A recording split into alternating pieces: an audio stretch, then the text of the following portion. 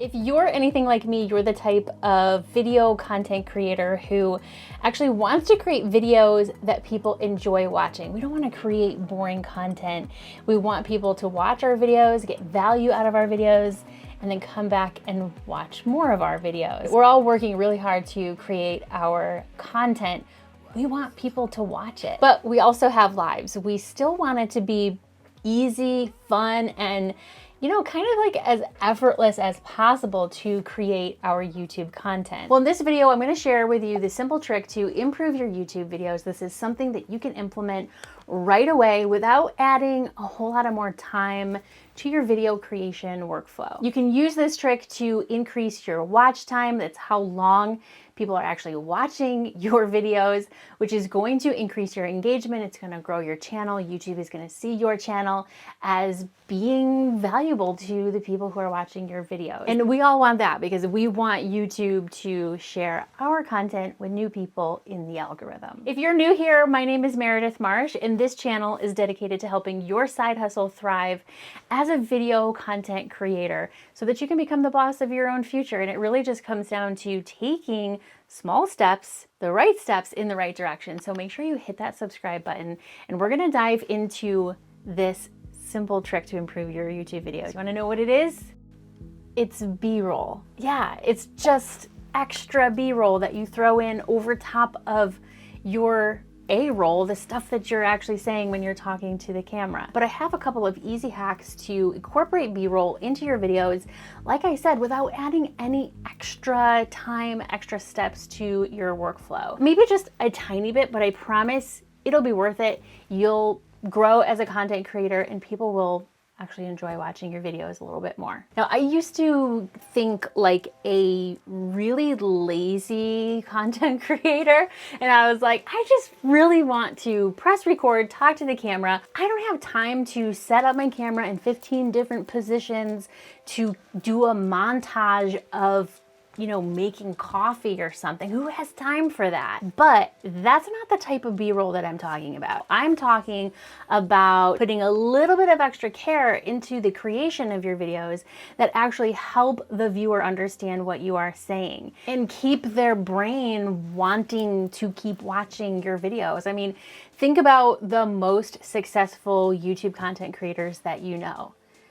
Are their videos boring? Well, in this video, I want to share with you some simple ways to incorporate B-roll into your workflow, and hopefully you'll agree that the time and effort you put into creating your videos is worth improving the way those videos turn out. So first of all, one of the easiest ways to incorporate B-roll, and I have been doing this the last few months, not every video, but in a lot of my videos when I feel like not being lazy and taking the time to do it. And that's what I call setting the stage. It's like when you're getting your space ready to record, wherever it is you record, whatever it is you are recording about, like it doesn't matter what your niche is or what type of videos you create, you can set the stage. You can record a little bit of B-roll showing you getting ready to record. So you saw me at the beginning of this video, kind of like clearing my desk off, getting my camera set up, turning on my light. When I shoot a video in my living room, a lot of times you see me like put down a cup of coffee, put down my iPad, open up my iPad.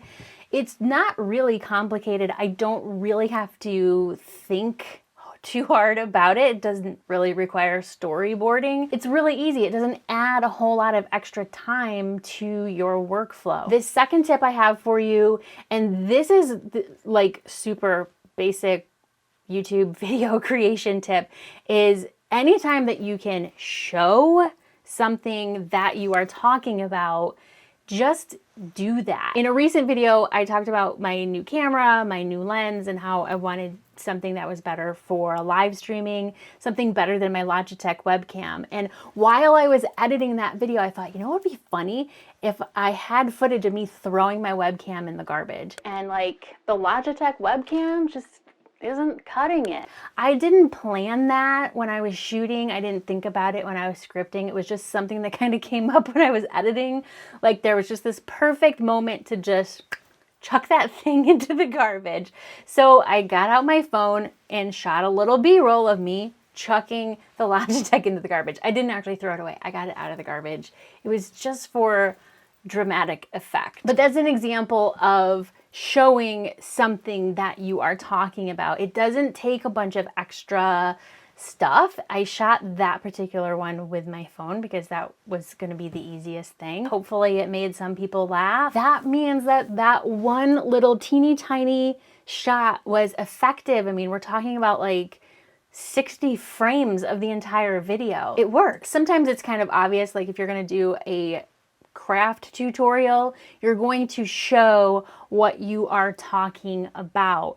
But even like in your intro, when you're kind of explaining what craft you're going to do, that's a good place to insert some B-roll from the tutorial that kind of gives people an expectation and will hopefully pique their interest so they keep watching. And that's really the whole point here. Now, if adding some B-roll montages and grabbing some extra shots just to have some B-roll in your videos sounds like something you cannot work into your workflow because time is just not something you have an abundance of, trust me, I hear you. You can use B-roll without having to actually shoot it yourself. The last few months or so, I've been sprinkling my YouTube videos with stock B-roll footage that I have been downloading from ArtGrid. If you have an idea for something like, oh, I wish I had B-roll of somebody typing on a keyboard or surfing, you just search for it on ArtGrid's website and use it in your footage. You do have to pay for a license, but this is a really quick and easy way